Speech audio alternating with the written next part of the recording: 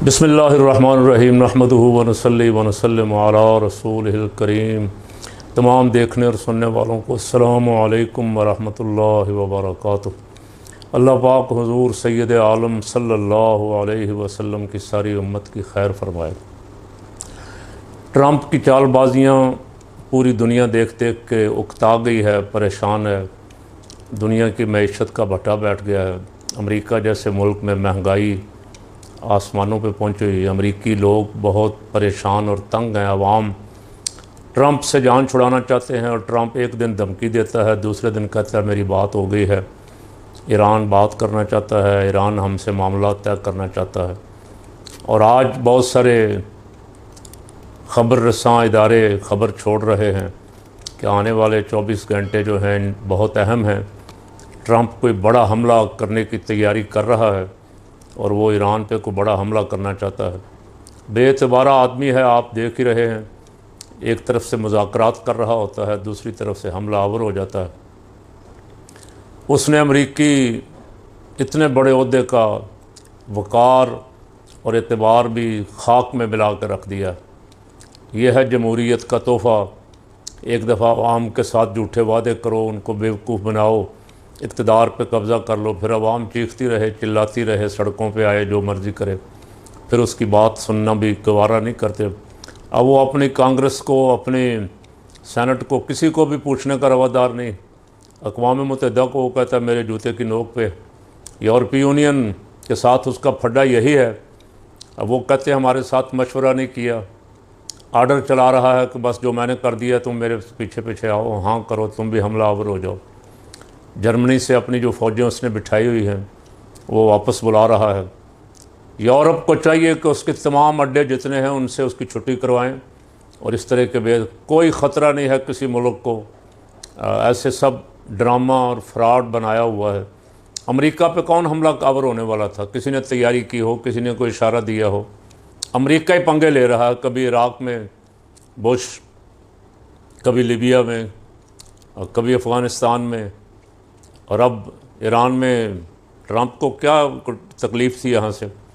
कहा जी मैं वो एटमी हथियार ख़त्म करना चाहता हूँ, उनके एटमी ताकत हासिल करने का जो उन्होंने यूरेनियम अफसूदगी कर ली है उससे ख़त्म कर। जून में हमला करके कहा मैंने ख़त्म कर दिया सारा कुछ। अब उनके पास कुछ भी नहीं। फिर 3-4 महीने बाद फिर याद आ गया, फिर हमला करके फिर कहा मैंने उनके तमाम दिफाई अड्डे ख़त्म कर दिए हैं, मैंने उनकी ताकत तोड़ दी है, मैंने उनको नेस्तो नाबूद कर दिया है, मैंने उनको किसी काम का नहीं छोड़ा। जंगबंदी पाकिस्तान की कोशिशों से 15-16 दिन की जंगबंदी हुई। अब वो जंगबंदी का टाइम भी ख़त्म हो गया। कभी कहता है मेरी सुलह हो रही है, अच्छी खबर आएगी, कभी कहता है मैं ऐसा सबक सिखाऊंगा। लोग तंग आ गए उसके बयानात सुन सुन के। उसके पास अपने साफियों को फेस करने के लिए अब कोई बयानिया नहीं है। झूठ और फ्रॉड बयानिया जो था उसका, और कहता है कि मैं वो उनको एटमी पावर नहीं बनने दूंगा। भाई ये कहो कि मैं इसराइल से भी एटमी हथियार छीन रहा हूँ, ईरान से भी, को बात समझ आती। लेकिन अगर ये कहो कि एक को मैं खुली छुट्टी दूंगा, हथियार भी दूंगा, और एक को मैं पाबंद करूंगा, बंद कर दूंगा, तो ये बात कोई भी जी अक्ल आदमी मानने के लिए तैयार नहीं। बहरहाल दुआ है अल्लाह ताला खैर फरमाए, एक ज़ालिम आदमी के हाथों इंसानियत का खून होने से बचाए और इसको तौफीक ही ना दे इस काम की कि ये किसी पे हमला आवर हो और खून खराबा करे। पाकिस्तान के हालात बड़े दिगरगू हो रहे हैं और जो बैठे हुए हैं वो अब आपस में गुत्थम गुत्था हो गए। मोहसिन नकवी साहब कराची गया और उन्होंने बयान दिया कि 3 सालों में 100 अरब डॉलर मुल्क से बाहर चला गया। अगर इसमें से 2 को आदमियों को पकड़ लिया जाए तो 30-40% पैसा भी वापस आ जाए तो हमें 10-12 अरब डॉलर मिल सकता है। वो 2 आदमियों का नाम उन्होंने नहीं लिया। अब माहिरीन कह रहे हैं, कोई कह रहा है जरदारी की तरफ इशारा है, कोई कह रहा है जरदारी के वज़ीरों की तरफ इशारा है, कई नाम ले रहे हैं लोग।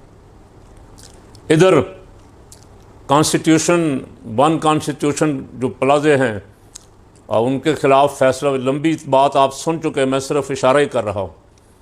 उनके ख़िलाफ़ अदालत से फ़ैसला लेके मोहसिन नकवी साहब ने उसे तहस नहस करने का प्रोग्राम बनाया। रात के 2 बजे लोगों को उठा के घरों से निकाला।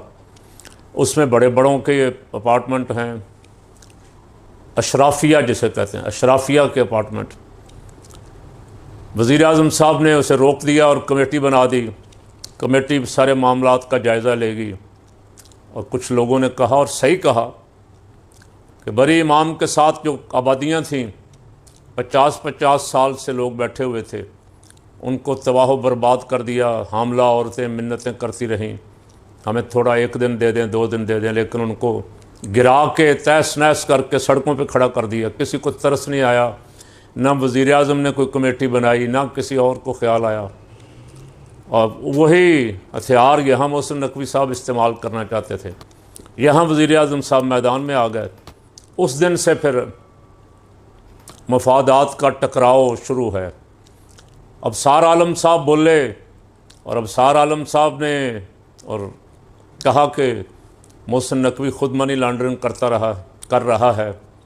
मोहसिन नकवी की बीवी के फ़्लैट हैं दुबई में, मोहसिन नकवी के नाम के फ़्लैट निकले हैं जो उसने अपने सेनेट के कागजात जमा करवाते हुए शो नहीं किए।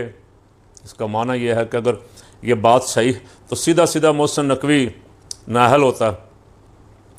उस दिन का शोर मचा हुआ कि अबसार आलम साहब ख़ुद नहीं बोलते, बल्कि वो कहते हैं मैं नहीं बोल दी, मेरे च मेरा यार बोल दा। वो यार नवाज़ है, शहबाज है, कौन है, अल्लाह बेहतर जानता है। बहरहाल उस दिन से अफवाहें बहुत ज़ोरों पे हैं, छुट्टी होने वाली है। इस टीम से ताकतवर हलके बहुत तंग हैं।